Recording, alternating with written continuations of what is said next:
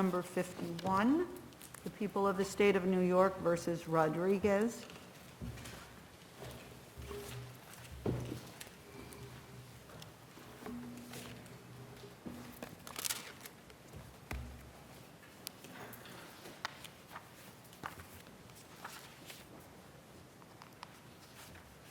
Good afternoon, counsel.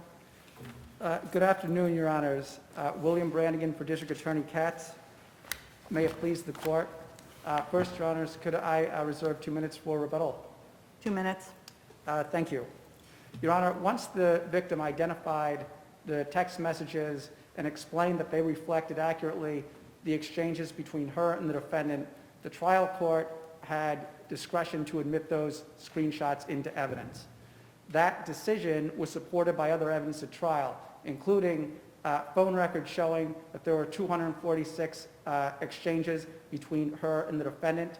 Also, the messages themselves, which contain a photograph that the victim identified as herself wearing a bra, and Mr. Rodriguez, which appeared on the top as the contact name for defendant. And was there any objection to that testimony prior to the offering of this small number of texts? Yes, Your Honor. There was the objections here were raised initially, actually before trial. The defendant filed a memorandum of law and raised both the authenticity issue, which I'm discussing here, and the separate best evidence rule. The issues were also revised at the time that As to her testifying, were there objections to her specific testimony, not simply the offering of the text messages? There was no objection to her testimony about the text messages, Your Honor. In addition, first, while the best evidence rule should not be applied here, even if the best evidence rule were applied, the victim adequately explained that she had deleted these text messages at the behest of the defendant as they were being sent. Other testimony supported that, including that she had essentially reset her phone and that nothing was available at that point. So let me stop you there for a second. I'm sorry, over here. Yes. I'm having a lot of trouble trying to apply the best evidence rule to electronic information. I don't know what the original is. Is it whatever was on her phone once she sent it and his phone once she sent it? Are there multiple originals? And we have a decision, I don't think either party cited, involving not screenshots, but sort of web pages called People v. Price from a couple of years ago that talks about what the steps you need to authenticate information from the internet. This is a little bit different, right? It's not information from the internet, but in some ways it's a little bit easier to authenticate because you know, or you can know, who the originator is and who the recipients are. So I'm wondering whether thinking about this, I guess what I'm wondering is, should we be applying the best evidence rule to this kind of evidence at all? No, Your Honor, the court should not apply it, and it should follow the federal rules on electronically stored information. So before these screenshots were printed out, they were stored in the phone itself, in the computer itself. And so under the federal rules, the printout of that becomes the original if we are talking about a best evidence context. This court, if you look at, or I should say New York's technology laws tend to define electronically stored evidence in the same way, meaning as long as the whatever it is still in the phone or the computer, it doesn't have that analysis. Once it's printed out, it can be admitted essentially as an original. So that's correct. The best evidence rule should not apply here, and it should not apply for a separate reason, Your Honor.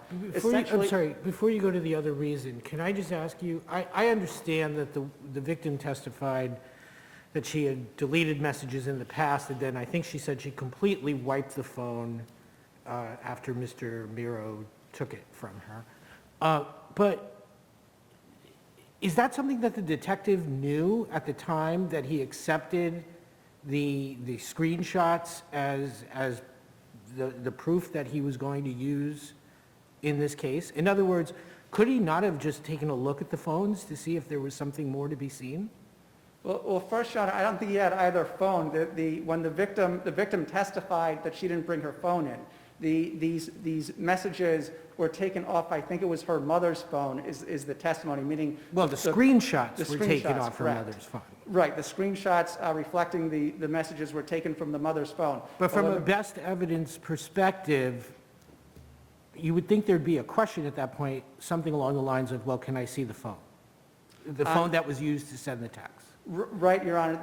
And again, the victim testified that she did not bring the phone in. So and again, she testified that at the time she told him the messages were deleted. And that was the testimony in front of the court.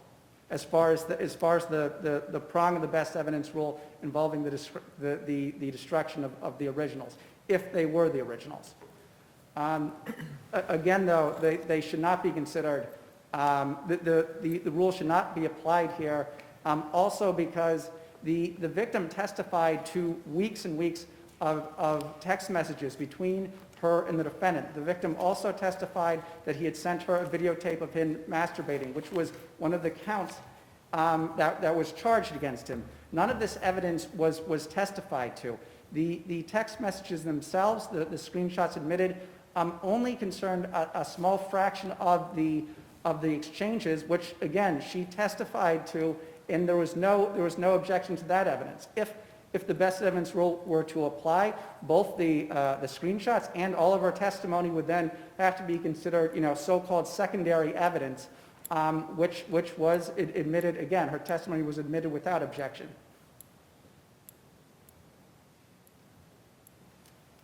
If the court has no further questions, the people rely on the brief. Thank you, counsel. Counsel? Good afternoon, Your Honors. Samuel Barr for Respondent Luis Rodriguez. I'd like to pick up with Judge Wilson's question, what's the original, and does the best evidence rule have any application here? The answer is yes, and the original is the data, and that's supported by several of this court's sister courts, courts like Tally. Well, the data that resides where? The data, when a text message is sent from one phone to another, it's stored both on the sender and the recipient phone initially, and Well, and also some probably intermediary servers. actually not necessarily, Your Honor, and our amicus brief from the Legal Aid Society explains this, and there was also testimony at trial, but if it's an iMessage in particular, as some of them were in this case, between two iPhones, then it's not actually saved on a server unless, as the complainant testified, she's connected to iCloud. But as a first cut, it's on two phones. And forensically... Well, why is the recipient phone an original? Because that represents perfectly accurately and in a way that any investigator, whether from a DA's office or a defense office, can download and then reproduce to the other side in litigation and prove in court. That represents the contents of the writing in an unmanipulable, unalterable fashion. Okay, so that's true if it's stored on iCloud as well. Absolutely. So that's also an original. Yes, absolutely. Those were also originals. And, And so then the original... if that's then forwarded to somebody else digitally, that's an original as well. Well, I think you start to get into problems. Well, that's what I wonder about Yes, this. well, if we're talking about forwarding mere screenshots... Nope, I didn't say screenshots. Well, I don't know that you can just forward a text message without taking a screenshot of it. Oh, I do it all the time.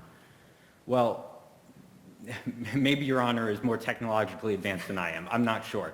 But if what happened in this case happens, you're just taking a screenshot of something and then forwarding it. You're now taking a...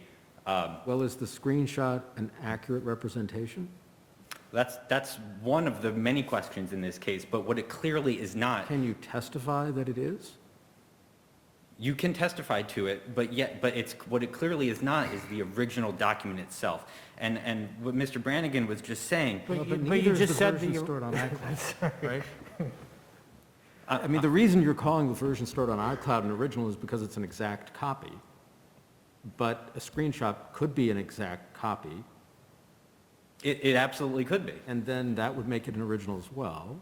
If there's testimony to it, it could be an exact copy. And this court, however, it's worth pointing out that this court does not, to my knowledge, yet have a rule analogous to the one that was applied in the Pennsylvania case about admissible duplicates under the best evidence rule. But what is Does worth, Pennsylvania have a statute, by the way? it does have a Yeah, I statute, thought yeah. so. This court, Yeah. this state does not have a statutory best evidence rule. So But why should they be- Counsel- why- I'm sorry, Judge Rivera, go ahead. Yeah, Counsel, I'm on the screen. Hello, good afternoon. So I just want to be clear. What did the people need to do? Your argument is that there's a gap, there's something that they failed to do other than looking for the original quote unquote. Put that one to the side, or perhaps that's the only thing that you think they failed to do. What could they and should they have done to be able to get this in so that there would not be an appellate issue? yeah, so they had a couple options. They could have explained the loss or unavailability of what we're calling the original and what all 5 appellate division justices assumed were the Well, originals. didn't she testify that she was instructed to delete messages and then prove that she did? She testified, yes, she did testify to that, and I want to just highlight that because it actually highlights the difference between a screenshot and the original, because obviously what she's saying there is she produced blank screenshots, and I'm sure the people don't believe that those blank screenshots reflected the original text messages. In fact, their theory of the case was that those blank screenshots inaccurately reflected the original text messages. Okay, but you said there were several. So I get this point, that one is that they could have showed that they made some effort to get something else. Is there any other thing that they could have done, any other action or any other evidence that they could have put forward to support the Authenticity Foundation for the screenshots? There are, under the best evidence rule, which Mr. Brannigan just said is separate from authenticity, there are 2 things that you can do. You can produce the original, which the prosecutor in her summation at supplemental appendix 50 to 51 said would have been better to do. She acknowledged that the detective should have done that and didn't. So that was one option.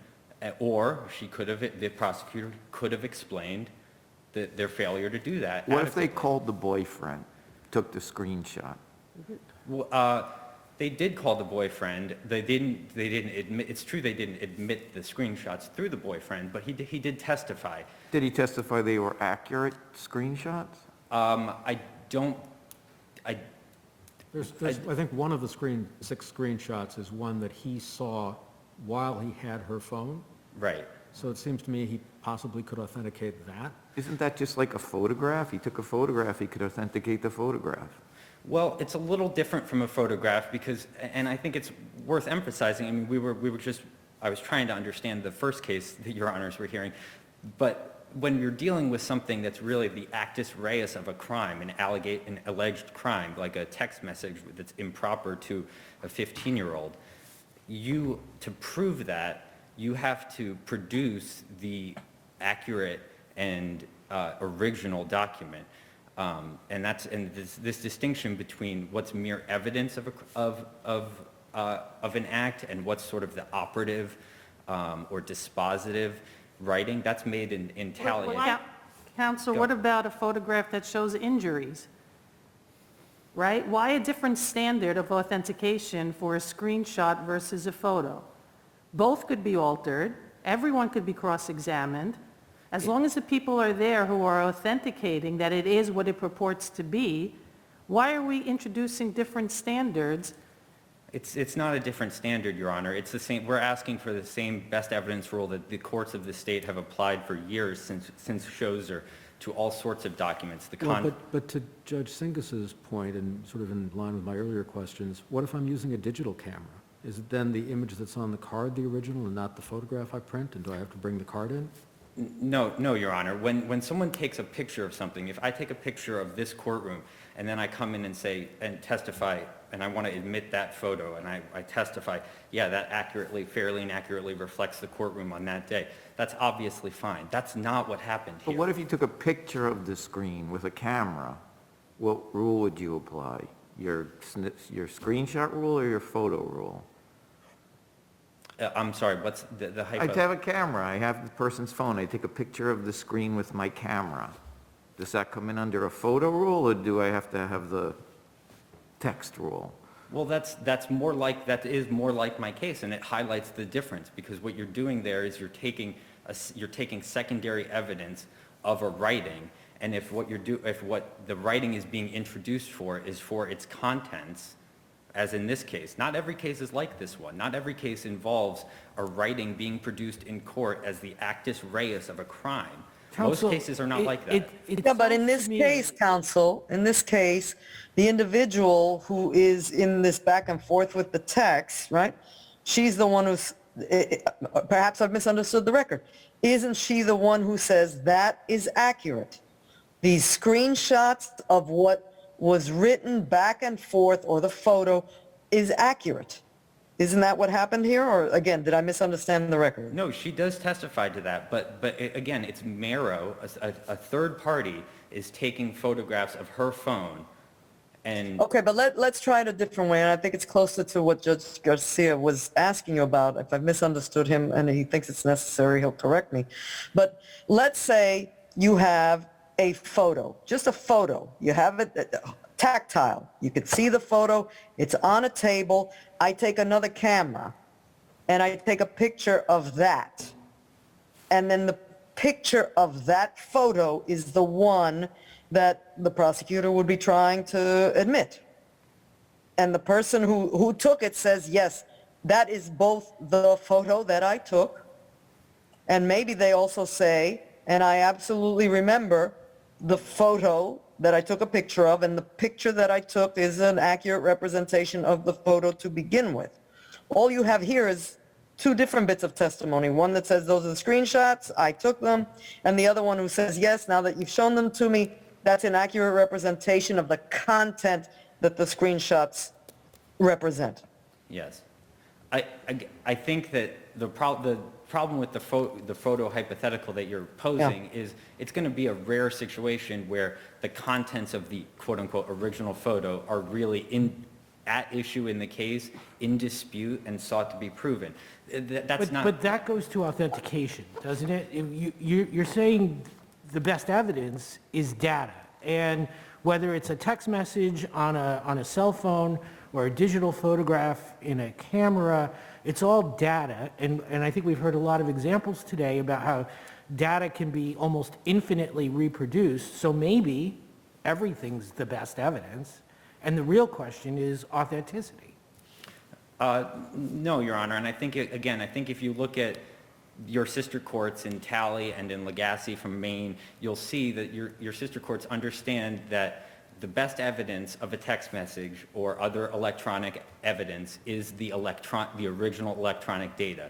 Secondary evidence is stuff like testimony, photographs of that electronic data, like a screenshot, and then the question becomes, have the people or the proponent made a record sufficient to justify the loss or unavailability of the original? Well, Mr. Barr, in this case, there was testimony that the 15-year-old got rid of the pictures, cleared her phone, because her 40-year-old abuser told her to. So in this situation, why does the destruction of that evidence inure to his benefit?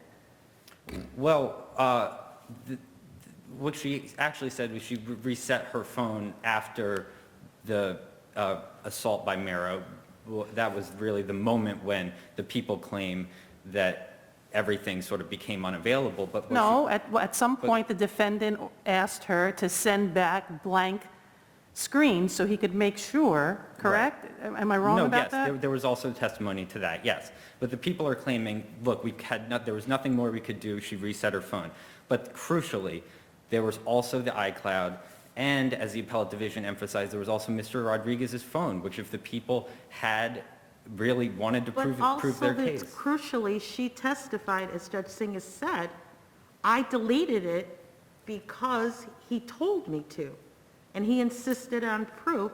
So why isn't, even if best evidence applies, why isn't it appropriately admitted as secondary as evidence? Because it's not gone. I mean, the original data, that's why it's so important to keep applying the best evidence rule in this universe of digital data. It's because it's not actually gone. Well, didn't she testify that it could possibly have even been deleted? It wasn't on her iPad. I think she might have said that, but I know she said that it wasn't, she didn't know if it was in the cloud. That's right. She testified that she didn't know, but she said that she had to sign into iCloud. She said that it was synced, and it's just a fact that iCloud syncs in order to sync those two devices, the iPad and the iPhone. iCloud is saving a content up in the cloud between these two devices, is saving a little message. But when it syncs, if you delete it and it syncs again, it's possible, I don't know, because there's no testimony about it in this case, but it might get deleted. It's possible. That's not the case, but I agree there's no testimony. testify, though. I agree there's no testimony about it, and I know I'm way past my time, I'm sorry, but there's no record about it in this case. It's true, but they're the proponent. They have to prove the unavailability of the evidence, and they didn't. Thank you, Counsel. Thank you. Counsel, your rebuttal? Yes, Your Honor, just briefly. First of all, again, I think the easiest way to look at what the original is when it's all electronically stored information is the initial printout of the electronically stored information should be considered the original. I think Judge Rivera had a question about That doesn't really work either, because, sorry, over here, why is any subsequent printout from the same electronic media not also original by that theory? Well, yes, I think the printout of the data would be considered an original, yes. I just wanted to answer as far as typically when we're talking about authenticity of photographs, if the argument is that, well, Miro took the photographs, the normal rule is that the photographer himself is not required to authenticate the photographs. And finally, again, the witness testified repeatedly that the messages were deleted. It was clearly her understanding when she testified that they were gone, and the court properly credited her testimony when he admitted the messages into evidence. Oh, Counsel, can I just ask, I'm on the screen, I just need to clarify something, if you would, for me. In terms of the defense, I thought the defense was that there were text messages between defendant and the child's mother, as opposed to that's not what I wrote or what I didn't write. Did I misunderstand something? Putting aside the picture of himself, put that aside for one moment. Your Honor, I think he made both arguments in his summation, because I recall that he said something to the effect, he was the only one trying to help her, so there might be some inference that was part of it. He certainly was trying to say that he was having an affair with her mother, and that's why there were all these text messages. And I don't think he was able to elicit any particular testimony, but he certainly cross-examined the mother on that issue. Yeah, but I thought that with respect to any sexual back and forth, any language that was sexual in nature, right, the sexting part of it, I thought to the extent he was arguing that anyone believes the child, the minor, when she gets up on the stand and says this is what went on, I thought his counter-argument was, well, anything that's there that you believe is between me and the mother, not between me and her. That's possible, but I think the argument was that there was 246 messages between him and his 15-year-old student athlete, despite that being prohibited under school rules. The reason was because he was having some kind of relationship with the mother. Thank you, Counsel. Thank you, Your Honors.